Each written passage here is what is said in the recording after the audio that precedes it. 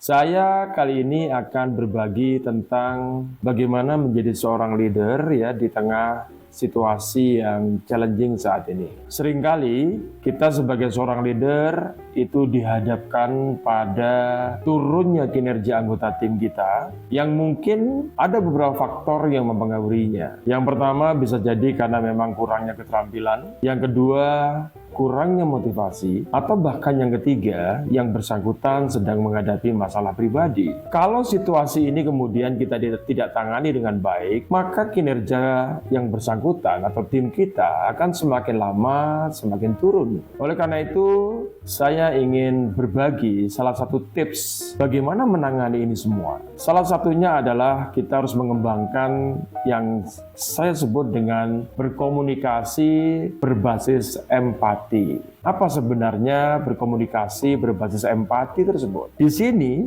leader perlu lebih mengembangkan kemampuan mendengarkan ketimbang kemampuan menyampaikan sesuatu. Ada 3 hal yang perlu kita perhatikan pada saat kita ingin menjadi pendengar yang aktif. Nomor 1 yang kita sebut dengan sensing. Seorang leader harus hadir sepenuhnya mendengarkan apa yang sedang dihadapi atau kesulitan apa yang sedang dihadapi oleh anggota timnya. Sensing itu juga berarti bahwa memberikan ketulusan di dalam mendengarkan, ya, dengan cara mengangguk sambil kemudian kita memikirkan kira-kira area improvement apa yang perlu kita lakukan. Itu yang kita sebut dengan tahap organize information. Semua informasi kita organisasi sehingga kita tahu area perbaikan mana yang perlu dilakukan anggota tim kita. Dan ketiga, active listening itu bicara tentang bagaimana kemudian kita mampu memberikan feedback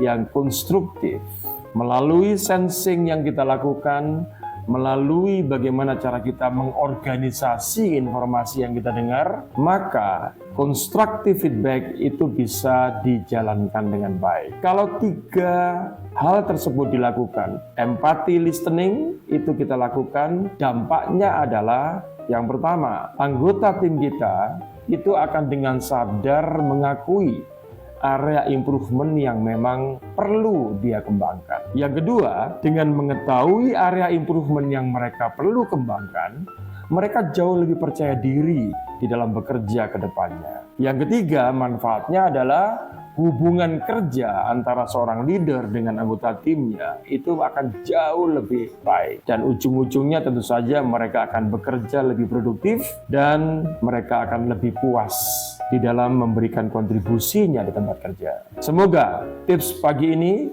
bermanfaat bagi para leader yang ingin anggota timnya bertumbuh di tengah tantangan bisnis yang tidak mudah saat ini.